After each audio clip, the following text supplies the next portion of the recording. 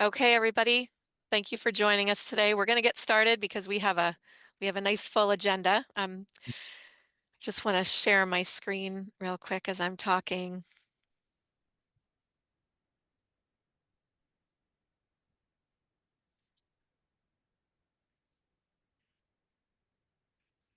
Okay. So again, thank you for joining us for this morning's meeting of the Western Mass Historical Commission Coalition. It's hosted today by the Pioneer Valley Planning Commission, and I'm Shannon Walsh, and I'm the PVPC Historic Preservation Planner. Please note that today's meeting will be recorded and it's going to be available online through the Preservation Mass YouTube channel after the meeting, along with other past Western Mass Historical Commission Coalition meetings. Just as a general housekeeping note, please make sure your microphone is muted during the presentations. And if you have any questions, we're asking that you type them in the chat box. And we're going to try to address them after each presentation or at the end of our meeting. And if they haven't already been answered or you think of something afterwards, I put my email, swalsh@pvpc.org, in the chat box. You could feel free to email me directly. So I want to start by acknowledging that we are dedicating today's meeting to Michelle Barker, who passed away earlier this month. Michelle was a gifted writer, published author, archivist at the Museum of Springfield History, and worked as the Preservation Massachusetts Western Mass Circuit Rider from 2008 to 2014. Michelle, along with representatives of the Western Mass Regional Planning Agencies and the Massachusetts Historical Commission, was instrumental in convening the first organizational meeting of this coalition in December of 2013. Michelle worked to make the world a better place, and she will be missed. The coalition launched in 2014, and we typically meet 3 times a year and offer opportunities for members of local historical commissions, municipal staff, and other preservation advocates to network with colleagues and explore current challenges and successes in the field. Our meeting locations were traditionally rotated within our regions, but since 2020 have been held virtually, which also has allowed for more participation from the communities. Our steering committee includes Beth Giannini and Ted Harvey with the Franklin Regional Council of Governments, Laura Brennan with the Berkshire Regional Planning Commission, Robin Fordham from the Massachusetts Historical Commission, and Stacia Kaplanson, Western Mass Circuit Rider for Preservation Massachusetts. We are also joined today by Jeff Gagno, Eastern Mass Circuit Rider for Preservation Mass, and we thank Jeff for facilitating our questions. So today's meeting topic is Show Me the Money, Funding History and Heritage Projects, and was inspired by a similar meeting hosted last year by the Eastern Mass Historical Commission Coalition. We're going to kick things off with federal and state preservation funding update by Caroline Friedman, Historic Preservation Policy Director for Preservation Massachusetts. Hi, everybody. Thank you so much for giving me the opportunity. I am going to start sharing my screen. Okay, this should work. Can everybody, yeah, that looks like it's working. Okay, here we go. So first I'll talk a little bit about local money. Communities that have voted to enact the Community Preservation Fund have seen widespread use for historic preservation. In Western Massachusetts in the last year, church restoration was a very common use. We saw that in Lenox, Pittsfield, Williamstown, and Stockbridge all voted to use funds in local churches. Other uses in Western Mass include conservation and display of archival materials, restoration of stone walls, iron fences, chimneys, and roofs. CPA funds primarily come from property tax assessments in your own community, but the state also chips in. So that is why I'm actually bringing it up. The state chips in with a portion of the money from the deed recording fee when homes are sold.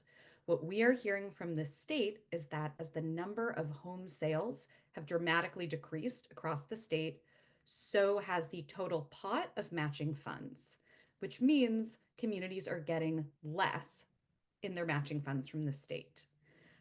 Last month at Preservation Mass, we supported a budget amendment to seed the state's funds with $20 million, but unfortunately it did not pass. We are now up to 201 Community Preservation Act communities. Egremont is the very latest one to join. I know that not all of you are from CPA communities, but I did want to mention that we were working on trying to figure out a way to get more money into the CPA total matching funds pot. Caroline, I'm sorry to interrupt. People are having a hard time hearing you. Would you mind trying to increase your volume a little bit if that's possible? Is this better? That is better. All right, I brought the computer closer. Can Thanks. people hear me at all? Okay, so not totally silent. Great. Careful. All right, so I don't believe we have any speakers today from Historic New England, so I will touch briefly on their grant. It's the Community Preservation Grant, and it's awarded annually to one nonprofit from each New England state. Their application is due in July. You can find out more information on their website. It's $1,250. Stacia is going to be talking about the 1772 matching grant that Preservation Mass administers. So I'm not going to go through it. And then we also have someone here from the Mass Historic Commission. But I do want to say that the Massachusetts Historic Rehabilitation Tax Credit continues to do incredible work for the Commonwealth. The tax credit was doubled from 55 million to 110 million last year. And one thing that I have noticed when talking to people about this tax credit is that many people, including our state legislators, are not making the connection between how this 20% tax credit is making so many adaptive reuse projects of our historic buildings financially feasible, especially the ones that create housing units in important buildings in our communities. So I have been singing the praises of the Mass Historic Commission so that our legislators understand how important this tax credit is in Massachusetts. Right. So lastly, I'll go over what's happening at the federal level. So first, to talk about the historic tax credit, it's a rehab tax credit that can be stacked with our state tax credit. It's doing incredible work at making adaptive reuse projects financially feasible, and all work must be done to the standards of the Secretary of the Interior. So, we always like to see really strong standards for historic preservation work. There has been a push this year to make the credit even stronger. I won't go over all the things that it would do, but one of the things that is most relevant in Western Mass is that it would increase the credit from 20% to 30% in rural areas. They're defining rural as any municipality under 50,000 people that does not touch a municipality of over 50,000 people. The federal government has a lot of different definitions of what rural means, but we always like to see ones that advantage us in Massachusetts. So more than half the state would be considered rural, especially in Western Mass, but we would also even see communities like all of Cape Cod considered rural, or Fitchburg, or Beverly. So this would be a really, really good tax credit in Massachusetts. We have the second most buildings on the National Register of Historic Places. We're only second to New York. So we would have so many buildings that could take advantage if this was to pass. So, as many of you know, Trump's one big beautiful bill has been in the news lately. We were hoping to see the historic tax credit in the version that came out of the House.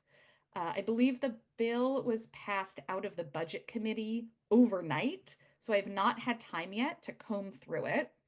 But when we last saw the bill, the historic tax credit was not in it. Now, if any of you are constituents of Congressman Richie Neal, he is on the House Ways and Means Committee. They work on tax law. So he was the one that we were advocating to get this in the bill. Even though it's out of the House committee now, they can still add things through amendments. So it's certainly still worth it to tell Richie Neal that you want to see the historic tax credit strengthened in this bill this year.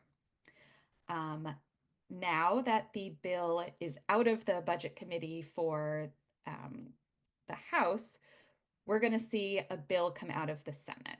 We have not yet seen the bill, so we do not know what's in it.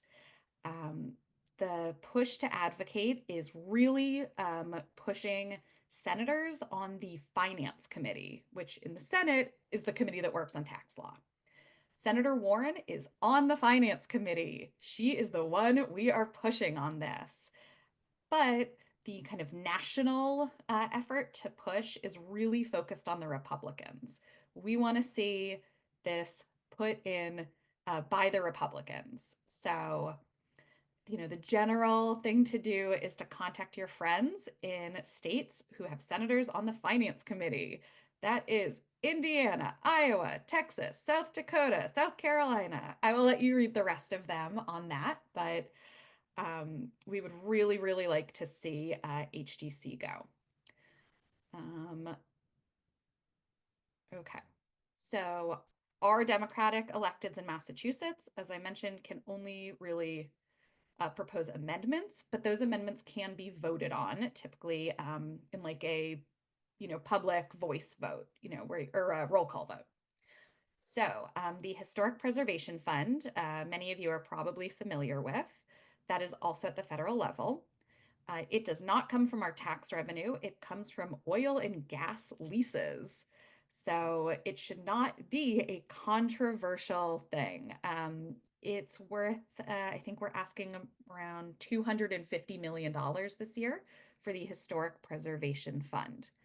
So that we have not seen the 2025 funds released yet. That is tough. As you have certainly seen, a lot of grants have not been released at all levels of the, by the Trump administration. But even though these funds were appropriated by Congress, and we do not believe that it's legal for the president's administration to impound these funds, they are still stuck. So we want to see 2025 funds released. The president has also requested to remove entirely the 2026 Historic Preservation Fund. In the last year, in 2024, like August of this past year, we saw the Save America's Treasures grant, which is the biggest pot of money that we see for federal grants. In Massachusetts, it was awarded to the Worcester County Mechanics Hall, the Captain Forbes House, and the Flying Horses in Martha's Vineyard. Altogether, Massachusetts got about $800,000 from the Save America's Treasures Fund. So this is a really, really valuable pot of money, even though it doesn't go to a lot of projects. When the projects it goes to, it's really, really significant. So again, that is potentially being completely removed in this bill. We have not seen it yet from the Senate. So certainly not all hope is lost, but it means that it is really important to advocate. The Historic Preservation Fund also funds our State Historic Preservation Office, aka the SHPO, aka Massachusetts Historic Commission. SHPO gets about 50% of their funding from this fund. I think this year it was going to be about $1.5 million. So again, if the representative from Mass Historic Commission wants to talk about that more, I will not go into more details because that is really their issue to educate us on. So I do want to talk about, how do you advocate at the federal level for this? So first, I want to say committee membership matters. Senator Warren is on the Finance Committee. They deal with tax law. She gets to influence her colleagues on the Finance Committee. Senator Markey is someone who we also think would support this. He just is not on the Finance Committee. So it's more advantageous to advocate to people who are on these committees. The Historic Preservation Fund, that is through the Appropriations Committee. In Massachusetts, we do not have any electeds on the Appropriations Committee, either in the Senate or in the House, which does put us at a bit of a disadvantage when it comes to advocacy. Therefore, you should still absolutely let your representative know what you want to see, because again, they can always put in a budget amendment. But one of the very, very, very most advantageous things you can do is look up who is on these committees, especially the Republicans, and let your friends and family in those states know that you really want them to call their electeds. I used to work for Senator Warren, so in my experience, when it comes to historic preservation, don't assume subject knowledge when you are calling.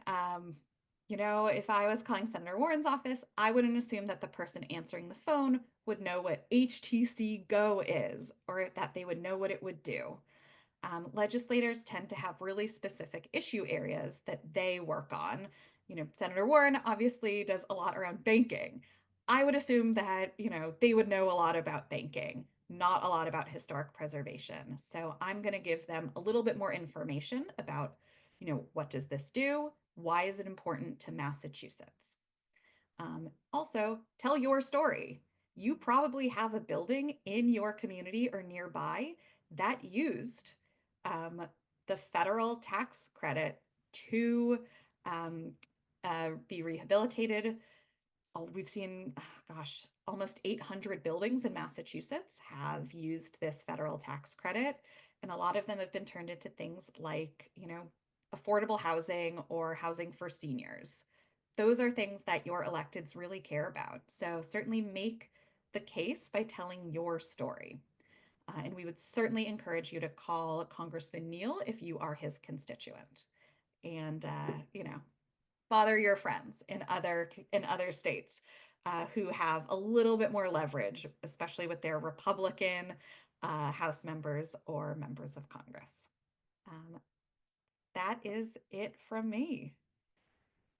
So I'm going to stop sharing. Oh gosh, now I don't know how to stop sharing.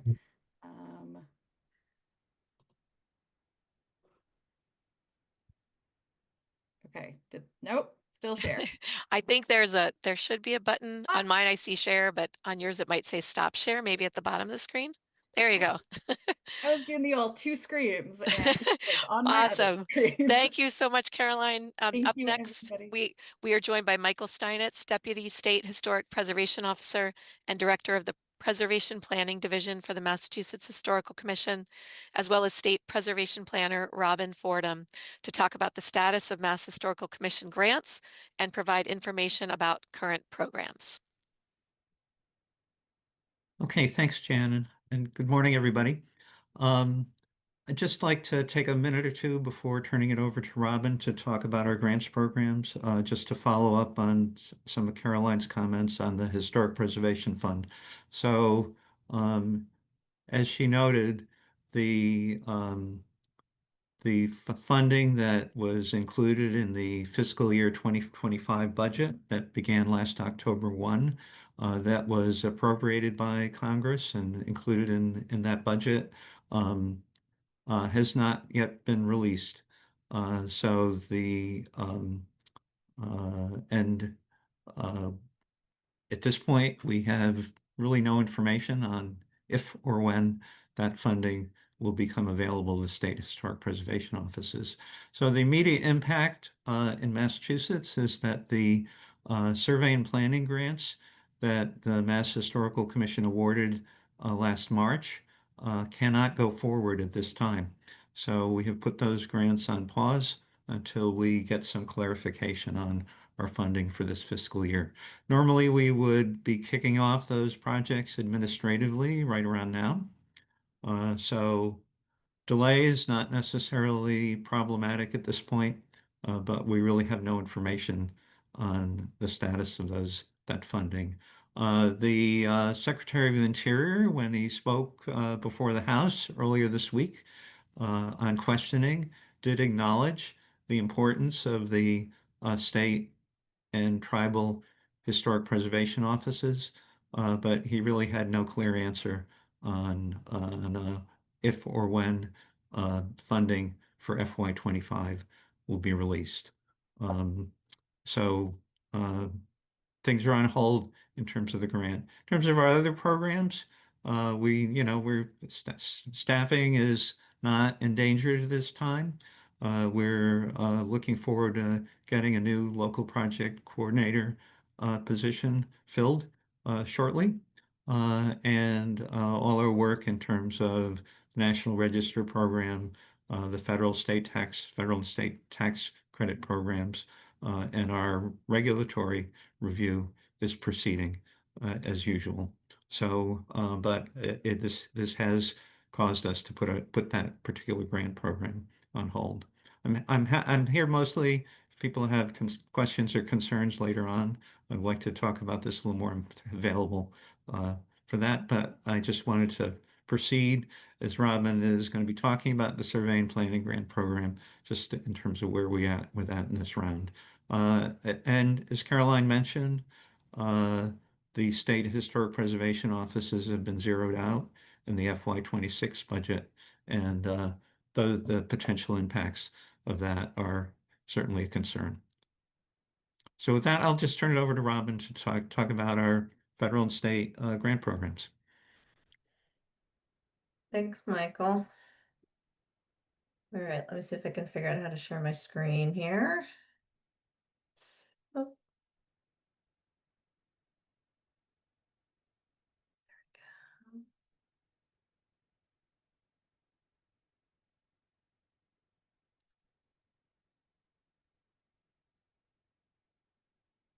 All right, does that look right to everybody? Oops. Already advancing my slides.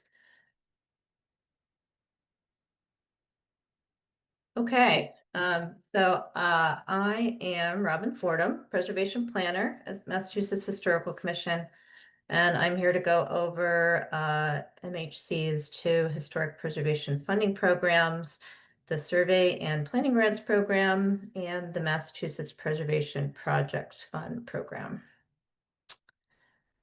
Starting with MHC Survey and Planning Grants Program, this program provides funds for updating a community's historic resources.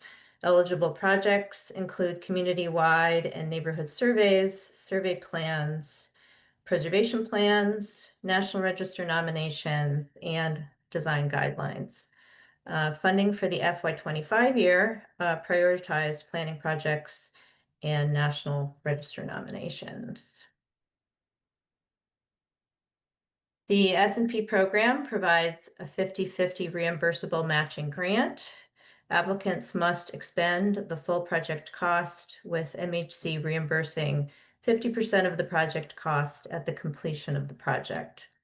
It's not required to have the match in hand when applying, but it does make for a stronger application. Funds for the S&P program come from MHC's Federal Historic Preservation Fund yearly allocation.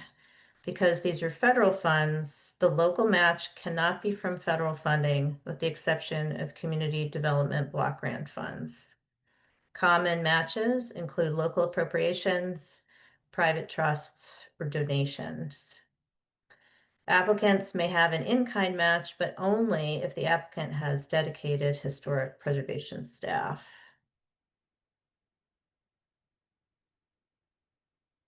And we have a list here of projects from the FY22 and FY23 grant cycles and the grant amount to give you an idea of the types of projects that have been awarded.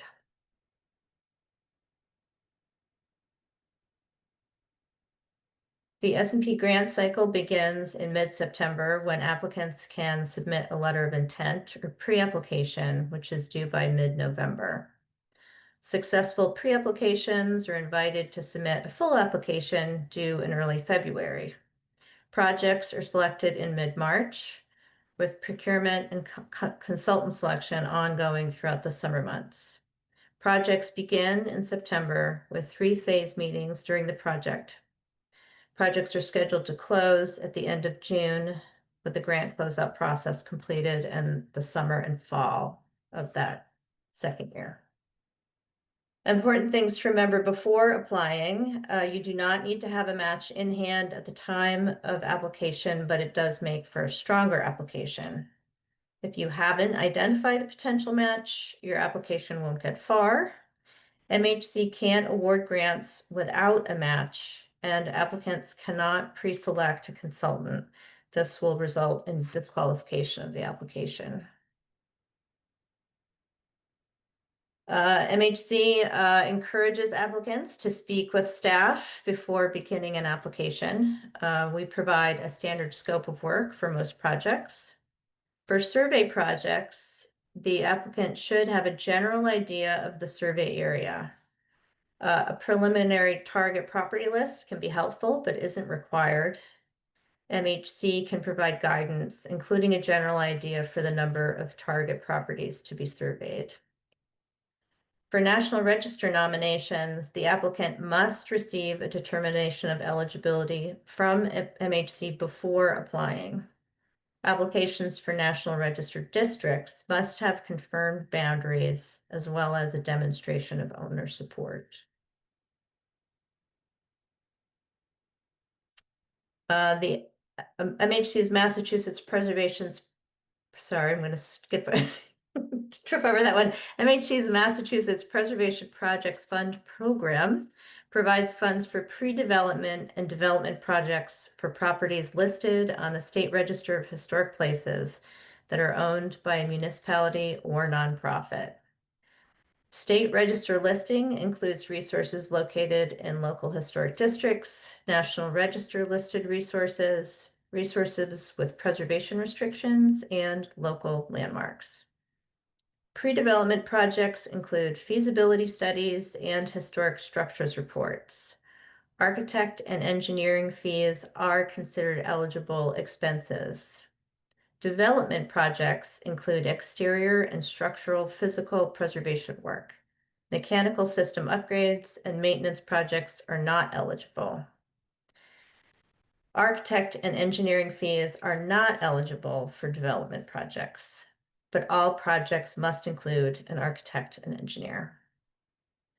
MHC also offers emergency stabilization funds, and these funds are offered outside of the standard MPPF grant cycle.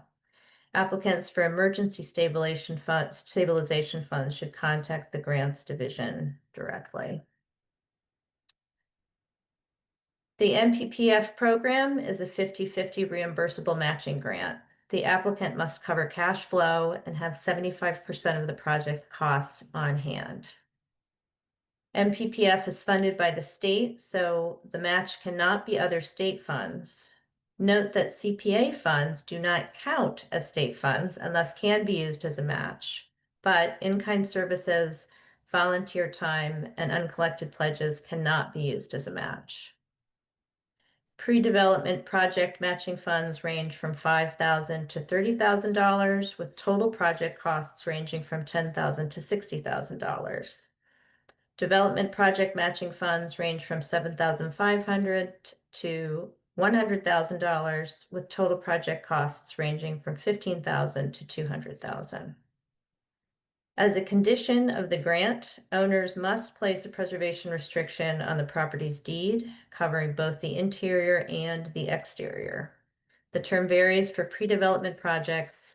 For development projects, the preservation restriction runs in perpetuity. And here we have a listing of some of the MPPF Round 27 awards, which were awarded in FY22.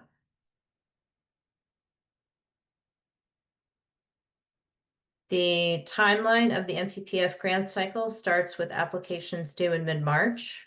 Funding is awarded by MHC in mid-June. Applicants must have a match in hand at the time of application and are required to have 75% of the project cost on hand to cover cash flow. The coordinators meeting is held in mid-July with the selection of contractor and consultant completed by the end of October. Projects proceed in winter spring with all MCH funded work completed by the end of June. Project completion reports are submitted at the end of July. And that is a review of those two programs. Please feel free to reach out to me with any questions on either of these programs by phone or email. Thank you. Thanks, Robin. And just a reminder to everyone, if you have any questions that you'd like to get answered quickly, you can just enter them into the chat, and we will try to address those after each presentation, but also there'll be time at the end of all of the presentations for questions as well. So we're monitoring the chat. There are already a few links in it that might be useful to you, and feel free to ask as many questions as you like. Thank you. Thank you, Jeff. And also thank you, Michael and Robin. Our next speaker is Yolande Bennett, Assistant Digital Records Archivist with the Massachusetts State Archives, to share information about the Mass State Historic Records Advisory Board grants and programs. Thank you, Shannon. I'll just share my screen. So my name is Yolande Bennett, and I'm the Assistant Digital Archivist at the Massachusetts Archives, and I also serve on the State Historical Records Advisory Board. And today I'll be providing an overview of the board and the programs we offer. So the Massachusetts State Historical Records Advisory Board is the central advisory board for historical records coordination in the Commonwealth of Massachusetts. The board provides guidance and support to Massachusetts institutions, organizations, and repositories that manage historical records. It also helps share information among repositories, provides training on archival topics, and administers programs to help preserve and provide access to archival materials. The mission of the board is to provide leadership, advocacy, and guidance to help ensure the identification, preservation, and access of the Commonwealth's public and private historical records. The board operates under the provision of federal regulations to serve as the state-level review board for proposals submitted to the NHPRC, who provide funding to us via the State Board Programming Grant. The board also serves as the Archives Advisory Commission for the Commonwealth, with members from institutions across the state who are appointed by the Secretary of State and the Governor. The board undertakes several programs to assist local organizations with their historical records. These include our Roving Archivist and Strategic Assessment Program, our ReGrants program, Archival Field Fellowships, peer-to-peer mentoring events, and Veterans Heritage Grants. The board also sponsors the annual Mass History Conference through grant funding from the NHPRC, and the conference is organized by the Mass History Alliance and will be taking place this year on June 2nd at UMass Amherst, and anyone is welcome to attend. The Roving Archivist program is the premier program sponsored by the board and is available at no cost to institutions. This program connects stewards of historical records with a trained professional archivist to provide advice on policies, procedures, arrangement and description of records, preservation planning, storage, and emergency preparedness. The roving archivist conducts a site visit, creates a strategic assessment and program review, and then develops a report of recommendations and resources customized to the needs of the institution. After the initial assessment, the institution may continue to engage with the roving archivist for guidance if they desire. Our board currently employs 2 roving archivists.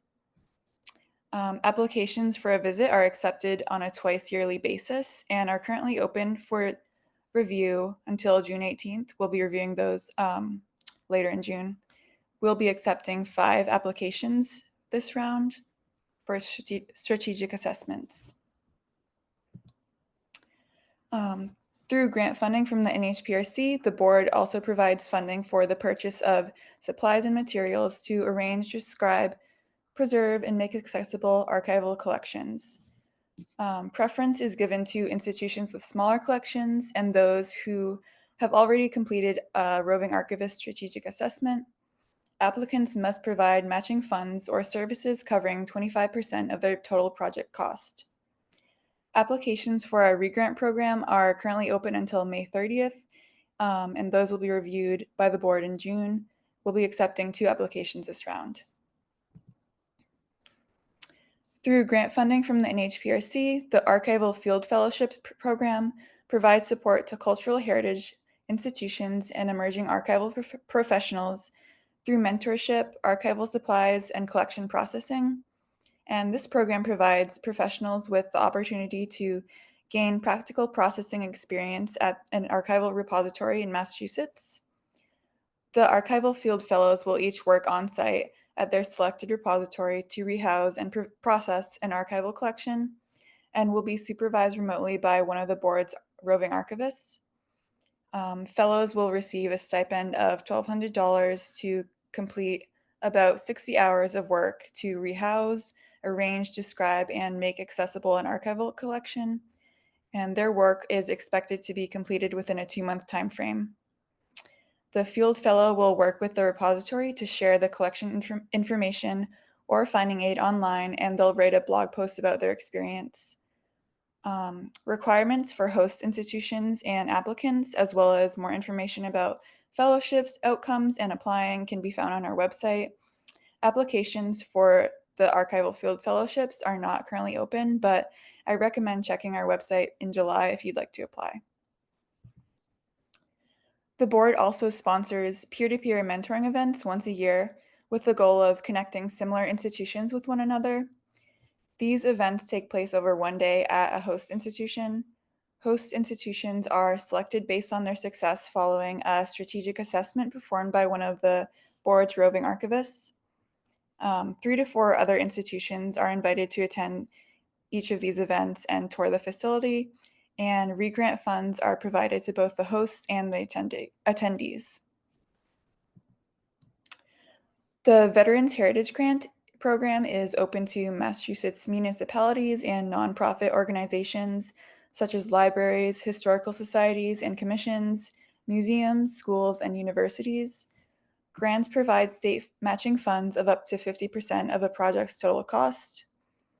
Cost sharing is required. The applicant's financial contribution may include both direct and indirect expenses, third-party contributions, and in-kind contributions, including volunteer time. The rate for volunteer time in Massachusetts is $41 per hour. It's important to note that work completed prior to a grant award is not eligible for funding consideration. And applicants can apply for up to $20,000 per project, but SHRAB will consider projects of any amount up to $20,000. Eligible projects for the Veterans Heritage Grant program must be relevant to veterans and their military encounters. These may include preservation or digitization of historic documents and photographs, increased access to archival collections, oral history projects, renovation, rehabilitation, restoration, or enhancement of existing monuments or memorials, proposals to construct new markers for historically significant sites, and planning projects will also be considered. General civic enhancement projects such as flagpoles or public green spaces will not be accepted. We also don't fund regular maintenance or upkeep of existing spaces. The board will begin accepting this year's grant applications in the fall, so be sure to keep an eye on our website if you'd like to apply. You can find more information about each program I've discussed by following the link on this slide. If you have any questions or need clarification about any of the programs I've discussed, feel free to either contact me directly or reach out via the board's email on this slide. Thank you.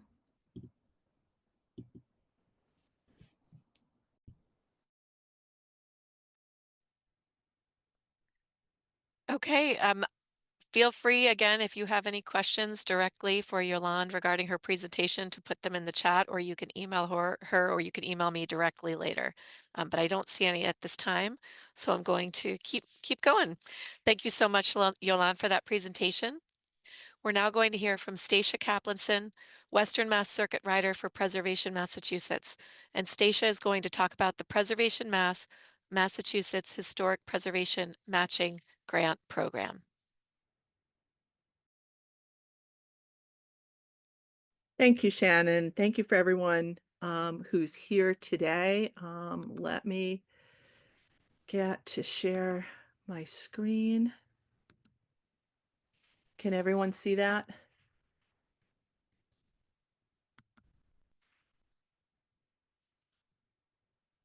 the screen visible? Okay, let's go back. Sorry about that. So today I'm going to be speaking about the Massachusetts Historic Preservation Matching Grant Program. And since 2020, Preservation Massachusetts has partnered with the 1772 Foundation to offer this very competitive brick and mortar matching grant program to support preservation work on historic buildings across the Commonwealth. Eligible buildings and organizations. This program is a one-to-one cash matching program. Applications can apply for up to $10,000 worth of grant funding for exterior work on historic buildings that are owned or leased by 501c3 nonprofit organizations. Unfortunately, active schools and religious organizations are not eligible to apply for this grant program per the 1772 Foundation's criteria. A project that is proposed needs to fit into one of these eligible categories. They're primarily exterior types of work, so exterior painting, finishes, and surface restoration, or fire detection, lightning protection, and security systems, repairs to or restoration of porches, roofs, or historic windows, repairs to foundations and sills, or chimney and masonry repointing. Over the past 6 grant rounds, up to $125,000 in grant funds has been available annually. At this point, we hope that the program continues. We do not yet know if there will be a 2026 round, but I'm sharing with you what has happened in the past, and we're hopeful that this program will continue in the future. Between 2020 and 2025, 6 grant rounds, there have been received 404 LOIs that have been submitted requesting over $3.6 million in funding. So we know that this is a program that there is a lot of demand for. Over the past 6 grant rounds, a total of $700,000 has been awarded in grant funds that have been awarded to 89 organizations across the Commonwealth. This is the proposed 2026 grant round application timetable, and I encourage all of you to subscribe to Preservation Massachusetts newsletters and communications, to follow us on Facebook.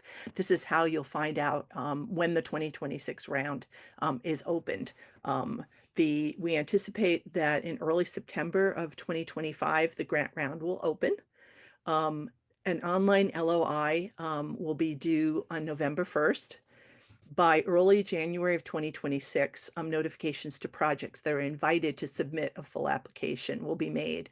Not all projects that submit an LOI are invited to fill out a full online application. Those applications are due late February 2026. And by early May 2026, the grant awards will be announced, and projects are expected to close by the end of 2026 and to file their final grant reports.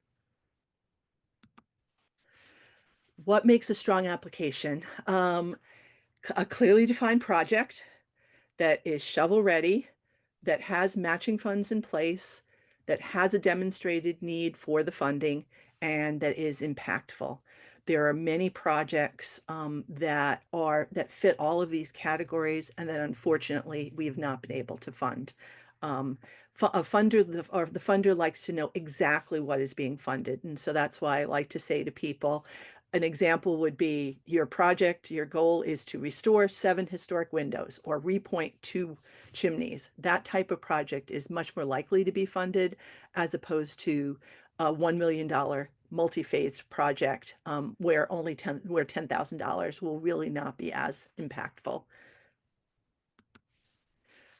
Grant recipients in the past have included historical societies, history organizations, social service nonprofits, arts organizations, conservation nonprofits.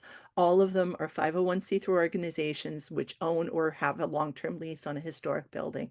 And so I ask all of you to help us once the round is once the round is announced, to get the word out. We really like to see other organizations other than, we certainly like to see history organizations, but we also like to see other social service and arts organizations who are housed and are stewards of historic buildings apply for these funds as well. We like to support stewardship of all the historic resources in communities. And I wanted to give you examples of a few of the types of projects that have been funded in the past.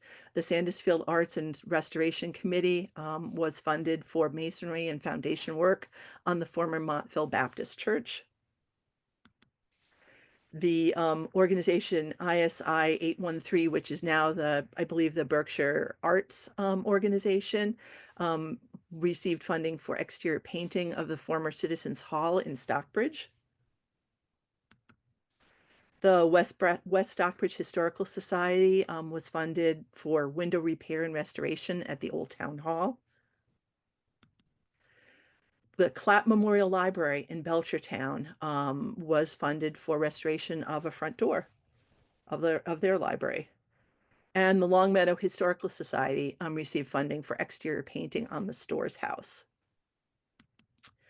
If you'd like more information about these grants and all of their requirements that I've gone over to be able to share those with others, this is the link to the site on our website where you'll find a list of and you'll also find a list of previous grant recipients. All the recipients for the past 6 rounds are listed there. So it will also give you an idea of the types of projects that have gone through and been successfully funded. But as I said, unfortunately, due to only having $125,000 every year, there are many, many deserving projects that we have unfortunately not been able to fund in the past.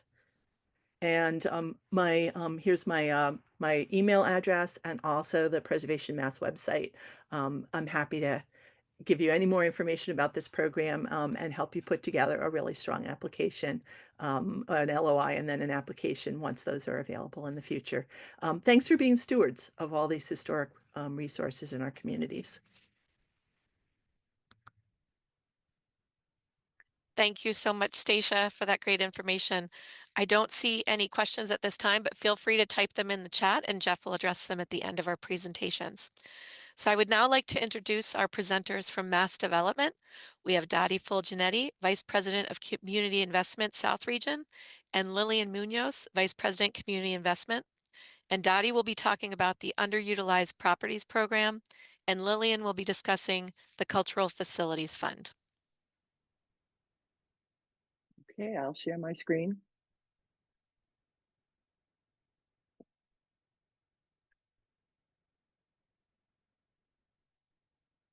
Here we go. So thank you everyone for being here today. I think that my grant program is one of the most exciting that Mass Development has, and Lillian thinks her grant program is one of the most exciting that Mass Development has. So the good news is we have a lot of great programs, not just with grants, but for other funding, and encourage you to look at our website as well. So what is the problem? The Underutilized Properties Program recognizes that Massachusetts has a statewide housing shortage. Communities desire to expand economic development by activating and creating new commercial space to boost their economy. The Commonwealth wishes to create and retain new living wage jobs. Those are the priorities that were set with the legislation on this grant program. Cities and towns have old buildings and blighted areas that need investment, and that also includes obviously historic buildings. And abandoned or underutilized buildings generate limited tax revenue for the municipality. So this grant is really intended to stimulate economic development, put buildings back on the tax rolls, and really utilize them to their full potential. Many of the older buildings aren't up to code and they're not ADA accessible. So this grant is really the building envelope of a building. That's, the scenario is you have a building, it's close to your downtown.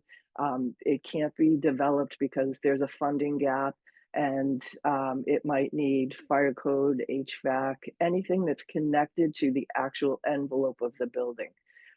Not specifically historical, reconstruction, but preserving a building that is historic for these uses. Development costs are very high, and some projects do need additional funding to incentivize the work.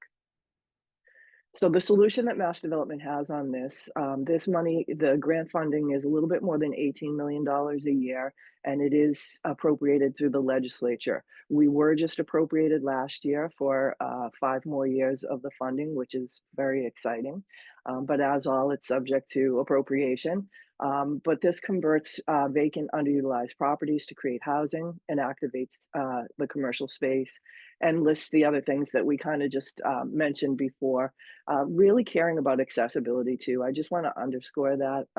You know, sometimes that comes in as an afterthought for some of the redevelopment projects, but it's really on the forefront for mass development.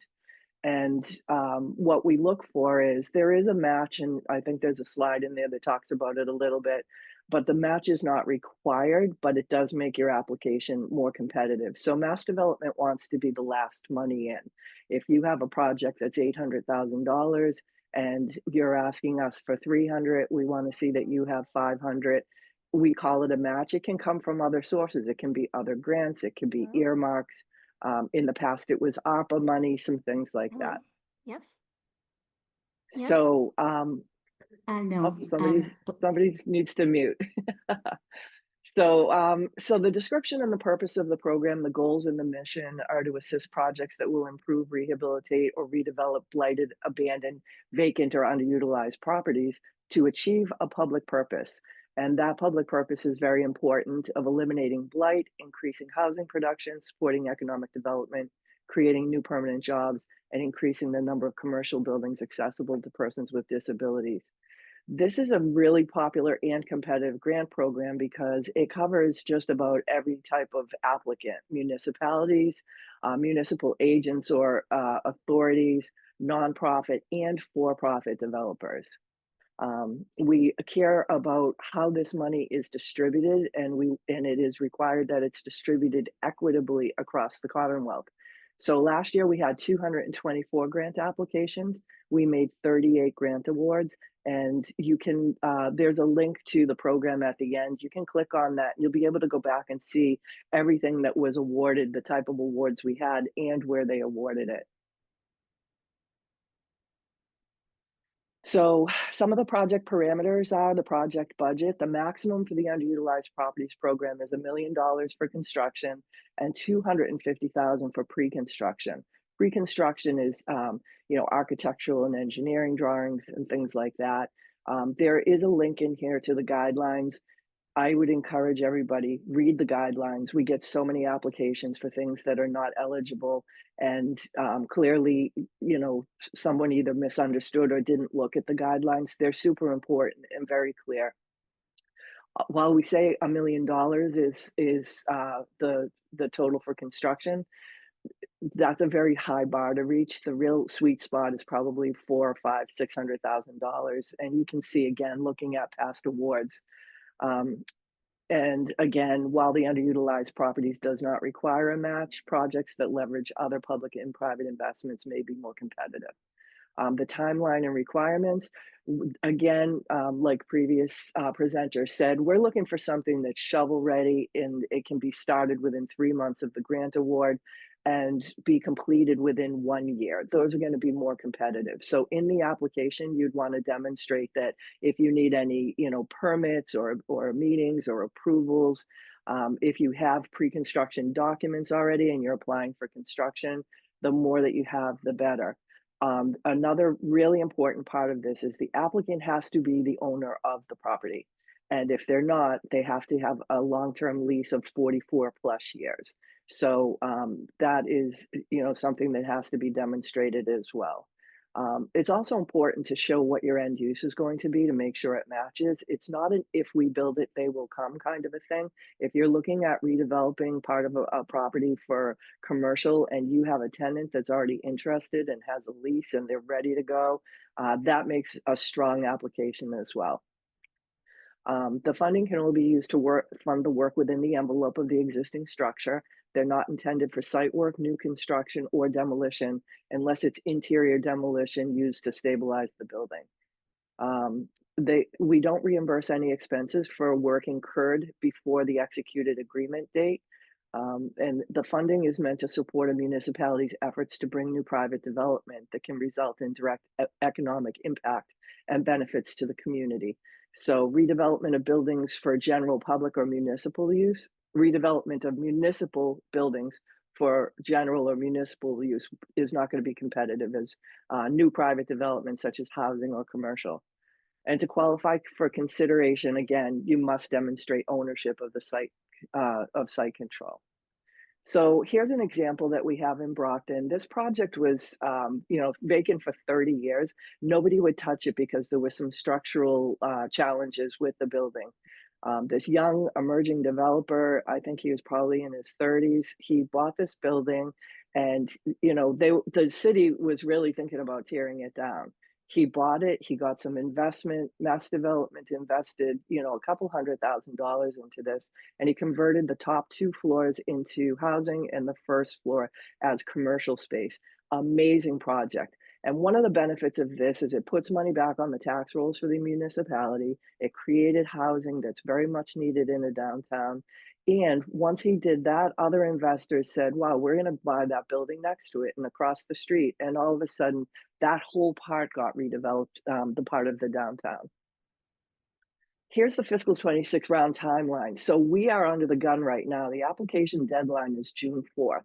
And I'm going to say if you're interested in this at all, you should start looking at it right away, because at June 4th at 11:59, the portal closes and you can't submit it anymore. It's kind of a heavy lift for an application. So if you've never done this one before, you're really going to want to read the guidelines and look at the application. And we'll review them and make our recommendation by the end of the summer. In October, the decisions are made and we make the announcements at the beginning of October. And then the applicants will be notified in writing if they received the award and if they did not get the award. So here's the link to the Community One Stop for Growth that gives all the information about this program. The specific UPP program guidelines are at massdevelopment.com/UPP. And you need to sign up for the online portal to be able to put an application in. And that's the link to the portal. And this is my contact information. So if you have any specific questions, feel free to reach out. Please understand I'm getting hundreds of inquiries, so it might take me a little bit to get back to you, but I will do my best to respond within a day or so. And so we're very excited about this year. Can't wait to see all the new projects that are coming up across the state. And thank you so much for your attention. So Lillian, you're up. All right, thank you, Dottie. Let's see if I can share this.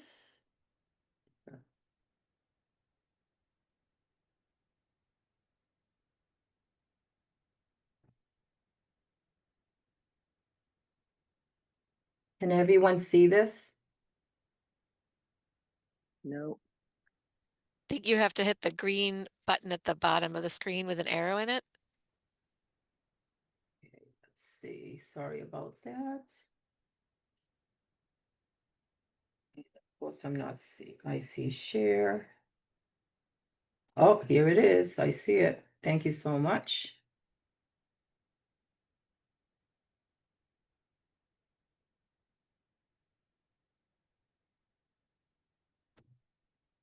Okay, can you see it now? We can do. You can? Okay, perfect. Yep, looks good. All right.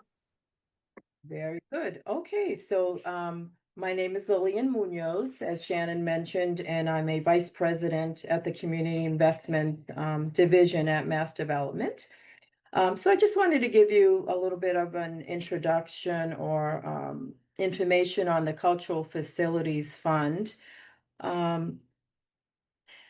This fund was created in July 2006 and through a Massachusetts legislature approved the Cultural Facilities Fund as part of an economic development stimulus bill. And the goal of this fund is to increase investments from both private and public sectors and support the sound planning and development of cultural facilities funds in Massachusetts. So under this grant program, We do have three grant types. The first one is a capital grant, which is could be used for either acquisition, design, construction, repairs or renovations, or other capital improvements. And the grant award amounts can be up to $200,000. And then we have the feasibility and technical assistant grant up to $35,000.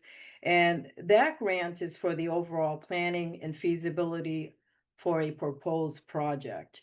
And the third category we have is the Systems Replacement Plan grant, which ranges from $8,000 to $14,000. And that would be a 20-year assessment of the facility structure and its mechanical, electrical, plumbing, and life safety systems. The eligibility go back. Eligibility requirements. Is it going back? Sorry about that. You would need to be a 501c3 organization, and a municipality that owns a cultural facility, or public and private institution of higher education that own cultural facilities. Go to the next one. Okay, the process. So this program is administered with our partners at Mass Cultural Council. So they kind of do the initial intake piece of the program, so they will, and we get involved also with they can propose rules and guidelines, and we're involved with that, and offer technical assistance to applicants. And they manage the review process for grant applications. They do create panels which will review the applications and make recommendations. Once that process is complete, then the recommendations are then forwarded to us at Mass Development, and we have we'll review them, and we administer the fund and also give the final grant approval for these recommendations. We're also involved with entering into grant agreements with the grantees, and we also disperse grant funds as the projects are completed.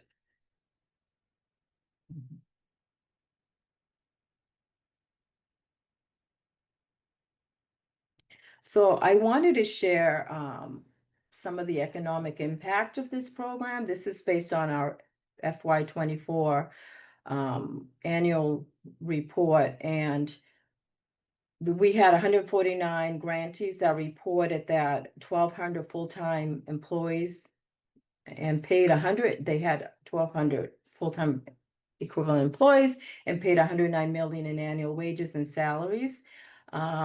There were 38,506 architects, engineers, contractors, and construction workers employed on the Cultural Facility Fund projects over all the rounds of funding, and 3,344 new jobs have been projected at cultural facilities in Massachusetts because of these projects.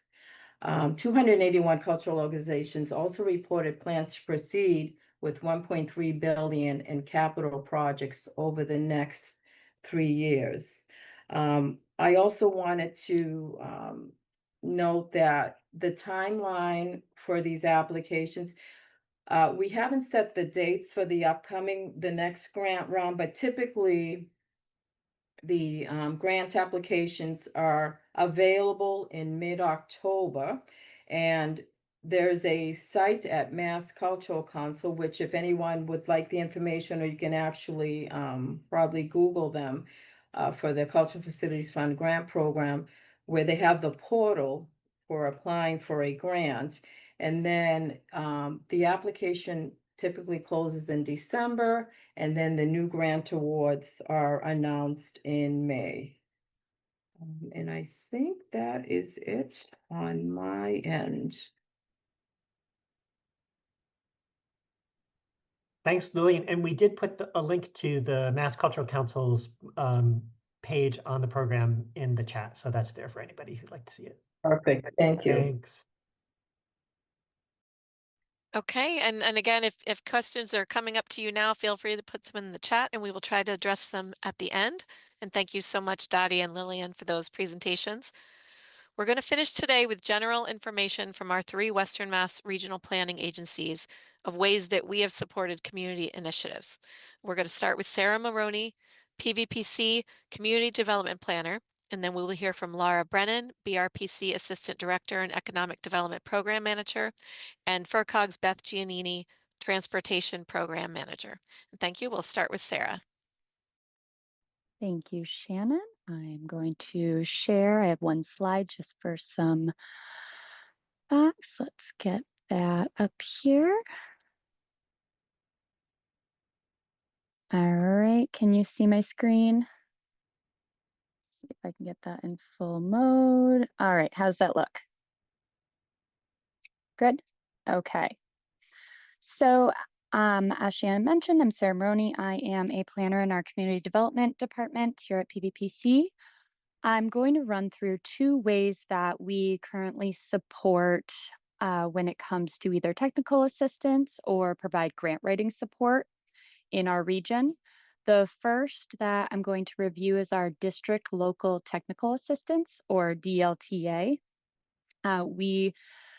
That funding goes to communities to support in a variety of ways. You can see it go through Shannon through regional historic preservation support. We have regional municipal support, so general municipal support primarily through our economic department, regional community development support, and that can be utilized through our department, really just talking one-on-one with communities, regional economic development support, regional land use support. And to give some general statistics kind of so you can see what, and I can give a couple examples of different projects that we've done with this funding. And for if you haven't gone through, district local technical assistance is provided by, it's a state allocation that goes through all of the regional RPAs or the Massachusetts RPAs. It's typically in the amount of $3 million. We just had, I know all of the information is coming out. It just was put through on the most recent updated Ways and Means as $4 million this year. And I'll explain a little bit more when I get into GAP, kind of what GAP funding is, why that number is at $4 million currently. And that will get divided up between the different RPAs to be able to use for this assistance. We have treated our district local technical assistance as almost similar to a grant application procedure where you end up sending in projects typically in the December time range. Different towns, municipalities, our local governments will send in project to PVPC, and then we have a team internally that will go through and be able to determine which projects we are able to move forward with during that year. And then we have our regional allocations within PVPC that we give to each of our departments, as you can see from our regional support areas. To give some idea of numbers, in 2024, we had about $268,000 in available funds, which funded 22 projects, direct support to 16 communities. And that was on top of all of our regional support. So that was in addition to. In 2025, currently the numbers are 281 in available funding with 16 projects and the direct support to 14 communities. So it's a really impactful funding source that we are able to utilize. Currently, typically you'll see this funding used to work on plans within your different municipalities. It goes to a lot of land use plans, housing plans, zoning bylaws.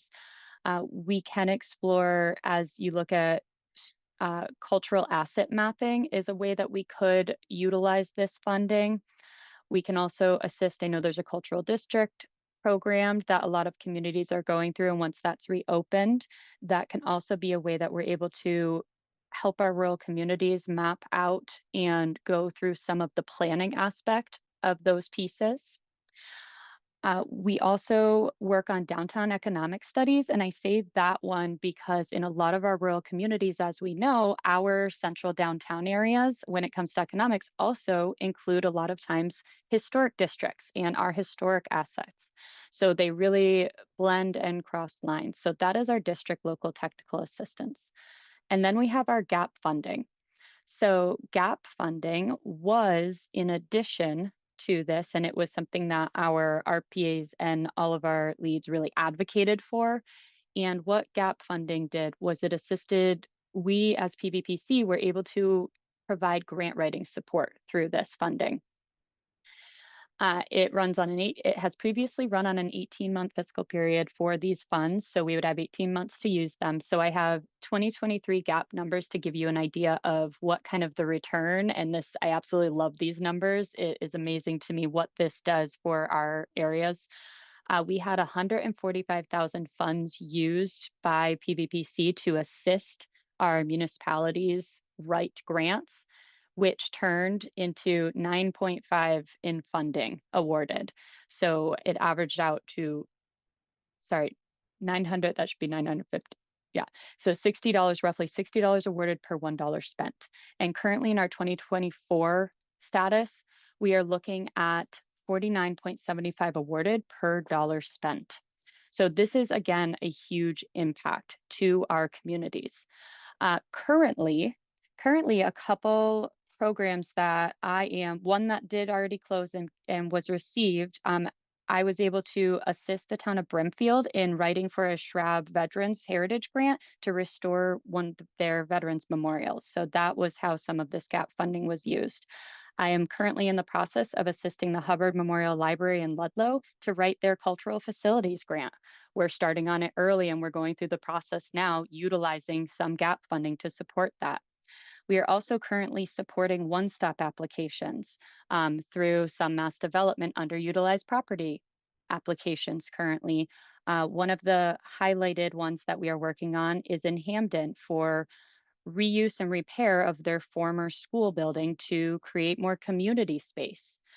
There is also an example we have been supporting through other means in Belchertown, but they are also utilizing those underutilized property to turn a former school into a community and economic development space. So these are really important funds. I will stop sharing just for my last little bit on the gap funding. So currently, as I mentioned, your district local technical assistance has traditionally been in the 3 million range. It just came through very hot off the presses that it is 4 million this year going through suggested by the Ways and Means. Now, in previous years, district local technical assistance could not be used because of the law that it's attached to, the 2XXX Chapter 29, the Section 13A law it's attached to. It did not have anything about grant writing in there previously. So this is the exciting part for this year, and this is very hot off the presses, is there was an amendment put in for that wording. It was Budget Amendment 762 that got supported. So that was just supported to add wording into that general law that sits under our district local technical assistance to add the wording of state and federal grant application support. So this is huge. So we will be able to, as we go through passing of our Massachusetts budgets and all of that going through, we will be able to look at that district local technical assistance funds and still continue to use it for grant support. So that will be where you're working with community development. You can reach out. It can go, I know you'll have Shannon's contact information, but that's where we can reach out to our RPAs, PVPC, and be able to support our towns in really getting into this huge support of funding. So that is PVPC.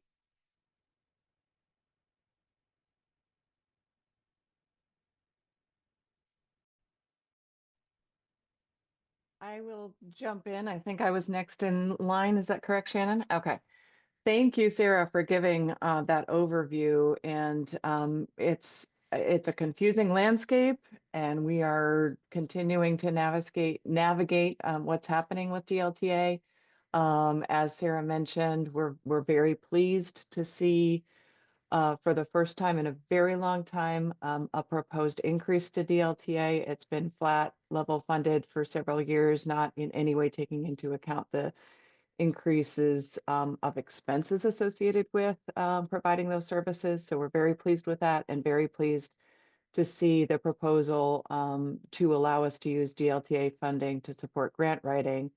To answer the question that Sue put into the chat, yes, BRPC is available to help with grant writing currently, and we plan to be able to do so in the future. I will just reemphasize that unfortunately, the gap funding, which in net terms provided RPAs with more overall funding when it existed, is not in any of the current budget proposals for the state. So although we're happy about the shifts with DLTA, it's still a net loss for RPAs so far. We're going to keep working on it. But I did want to for those of you who are in the Berkshire County region, I wanted to let you know of an additional layer of support that BRPC offers. And some of you may be familiar with this. If you're not, it is definitely something to take a close look at. And that is the initiative that we call Berkshire Funding Focus. That is, as I said, an additional layer of grant writing and grant management technical assistance that we can offer at no charge to communities. And while it initially was entirely focused on state and federal grant applications, given the current environment, we have expanded and we are now looking at private foundation funding as well with our partners locally. I am going to drop the link to the Berkshire Funding Focus website into the chat, and then I'll quickly share my screen and just show this to you.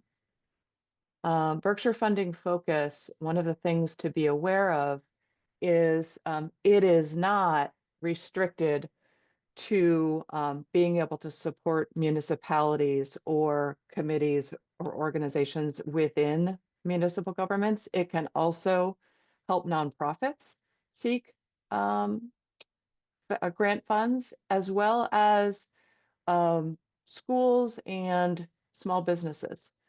So you'll see that basically what we have is a digest of viable grant opportunities that you can search.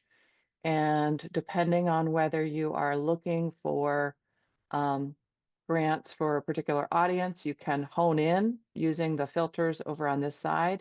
We will be soon adding a filter for private foundation grant programs. And this is this website and all of the resources on it are curated by a staff person, Karen Pelto. She is an amazing resource for those of you who may be uncomfortable with the grant world, unfamiliar, novice, whatever, however you want to call it. And she's especially talented when you are looking at grant opportunities where a partnership or a collaborative group application is going to strengthen your likelihood of being awarded. And she's great at herding the cats, as I like to say.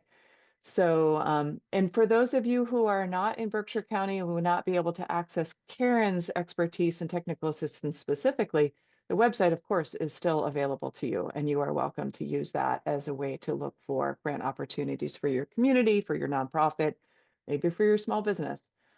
So I wanted to make sure everybody was aware of that. And thank you, Sarah, for providing such a great coverage of what the RPAs have sort of on a base level on an ongoing basis. You're always welcome. Any of you in Berkshire County, welcome to reach out to BRPC if the assistance that you are looking for would be specifically for a municipality. So.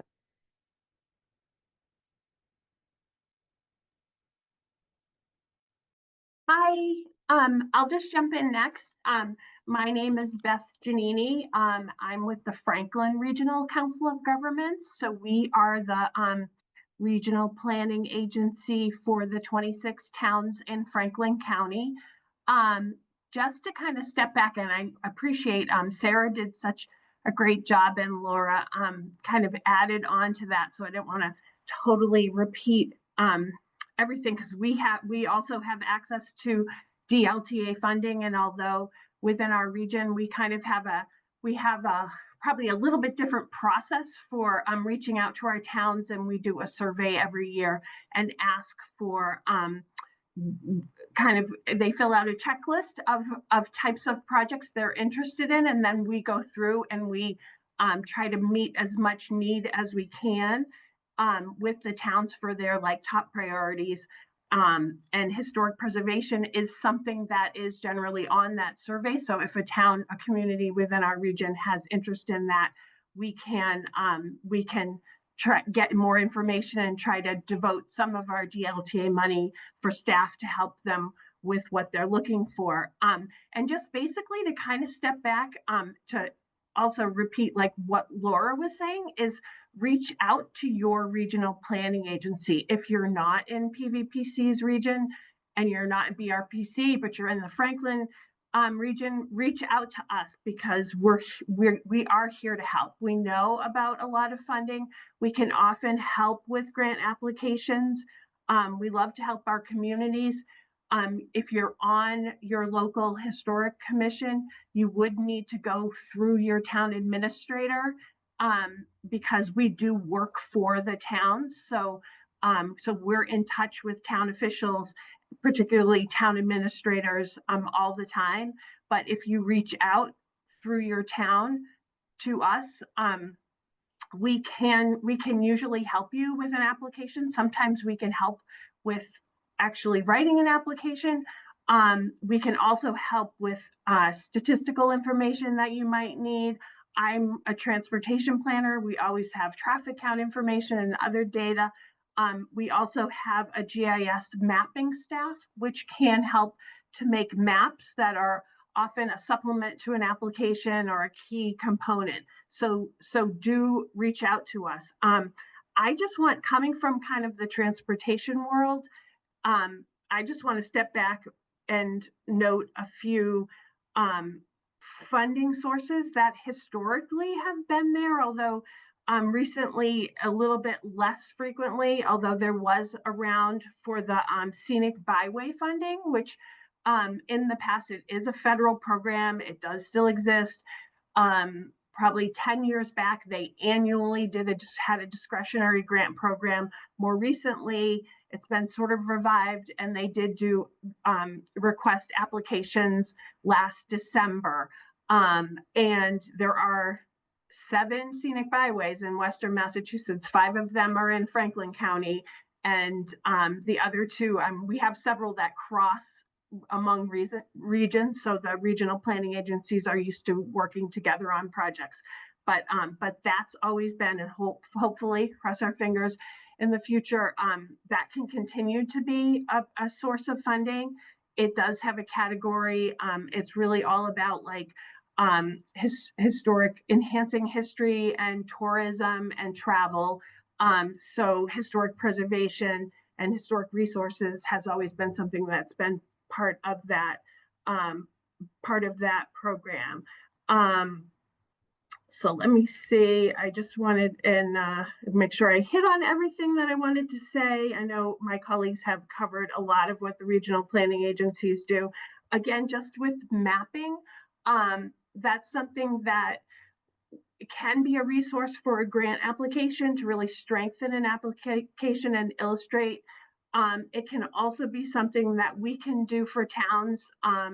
If it's a small project, it's usually like within our planning funding to be able to make maps for a town for like a historic walking route. So if that's something, or a little driving tour of your historic resources, particularly again through our transportation planning grant, that would be something that, because it involves transportation and crosses over into historic preservation or highlighting your history, those are the types of things that we can really just do that for you. So I encourage you to reach out to your regional planning agencies because I think we're here to help, and we're pretty creative about coming up with ways to help our towns. So.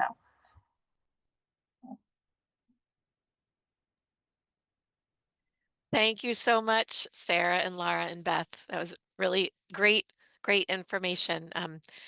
Before we close out, I'm going to let Jeff see if there were any other questions in the chat that needed to be addressed. Well, first of all, I have to commend the presenters for making us be 25 minutes ahead of schedule, and there were 11 of you, so that's a miracle, a small miracle in and of itself. And thank you as well. I think most of the questions that have been asked in the chat have been answered in the chat, so it's a little dense with links, but those answers were there. We've got more time left if there are additional questions, and I might encourage people to just raise their hands. It'll be a little bit more efficient if you want to ask a question in person right now. And if you feel like you put a question in the chat that wasn't adequately answered, feel free to raise your hand and we can make sure that you get the information that you would like to. So let's give people a few moments to raise their hand or enter more information.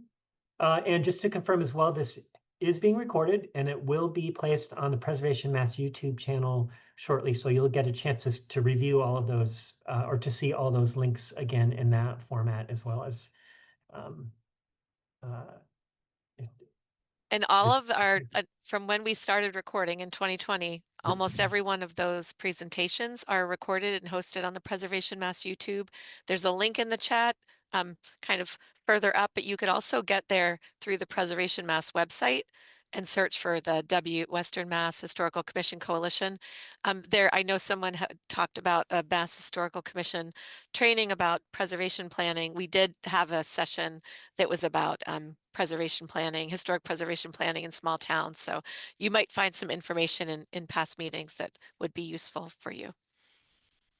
There is a question in the chat about 2025 MPPF grants, the status of MPPF grants, and Robin did answer that those were not our state funding that was not impacted by federal funding situations, but just confirming that the current grant round is active and running as usual, and the future grant rounds is again subject to eventual approval of state funding is still on track. Rob, can you just jump in and confirm that that's the case? Yeah, I'm confirming that by Michael. Yeah.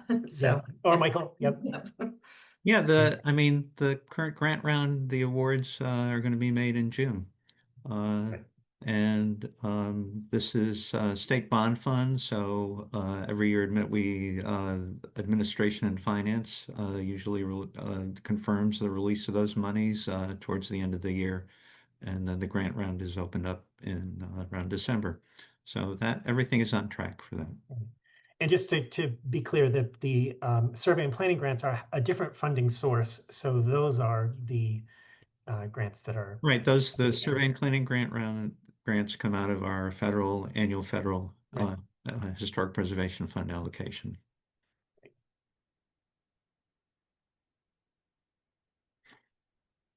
And I just want to comment, a lot of the presenters pointed to past funded projects, and I encourage you to check out some of these programs, and you might get some ideas by seeing what has been funded in other communities. It might give you some ideas for what other projects you are considering.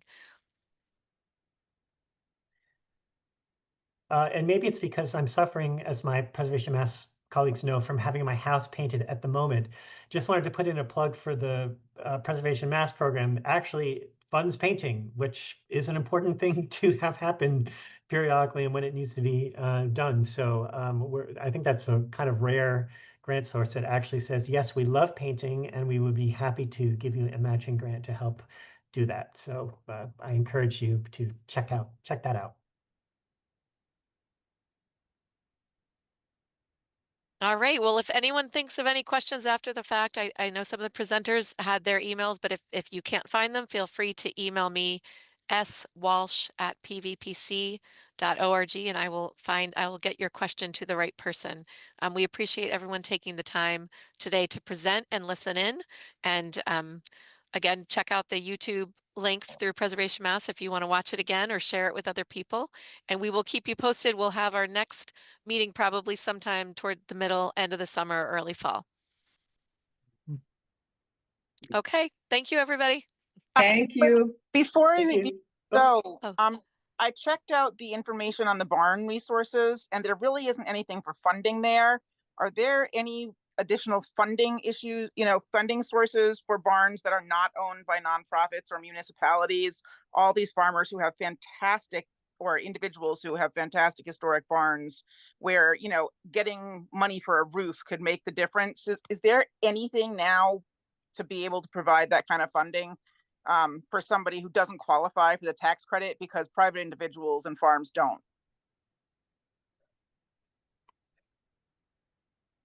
Dacia, do you want to try to take that Yeah, one I was for gonna say, preservation next? unfortunately, you're right in pointing to that is an area that there isn't really a lot of funding, unfortunately.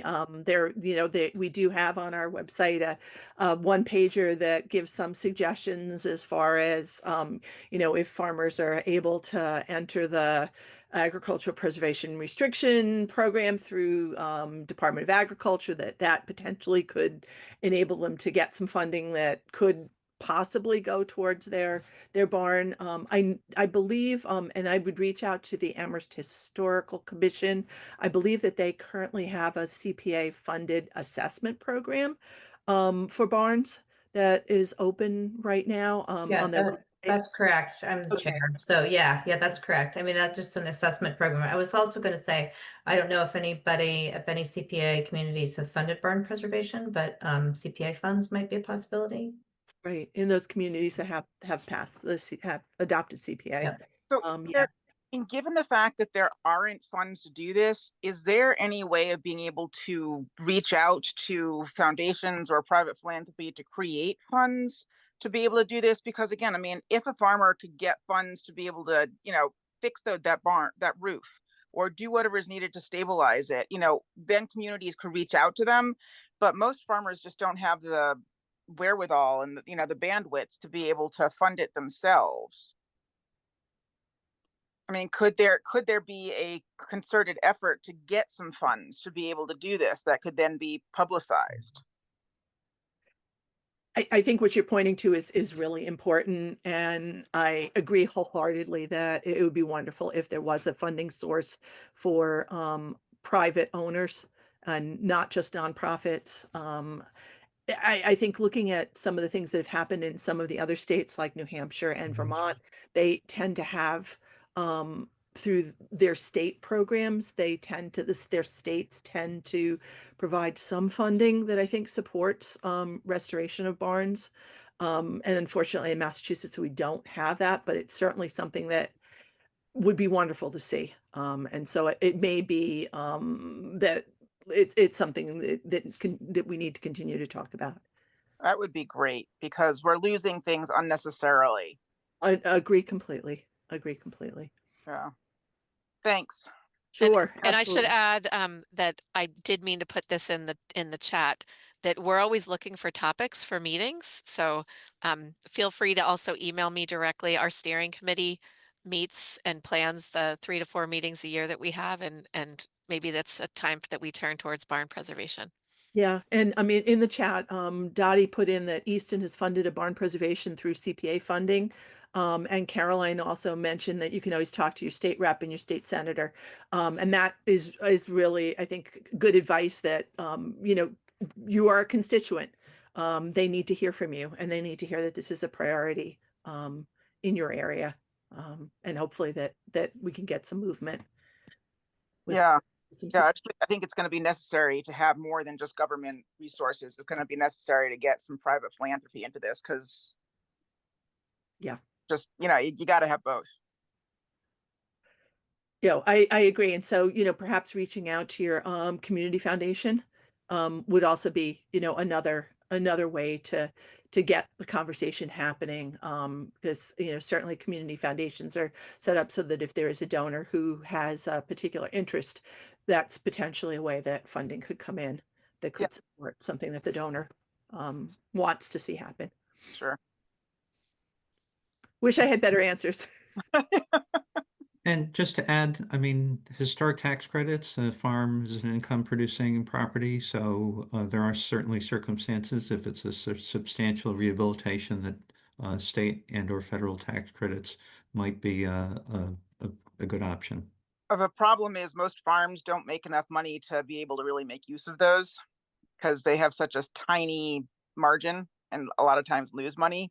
So are they refundable? I mean, is that something that if they can't make use of, if they can't take a tax credit, that they can get the money? Well, generally the tax credits are marketable, so the property owner, there are entities who can use the tax credits, and so they can be transferred. Mm.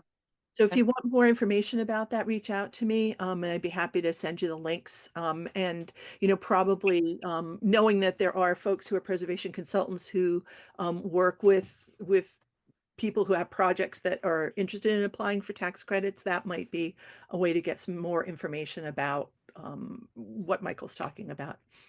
Interesting. Okay, thanks. Actually, Absolutely. I also put in a link to the Berkshire Funding Focus site as well, which you might poke around on. That's a new resource to me that I'm going to poke around on later. So just putting that out there as well. Okay.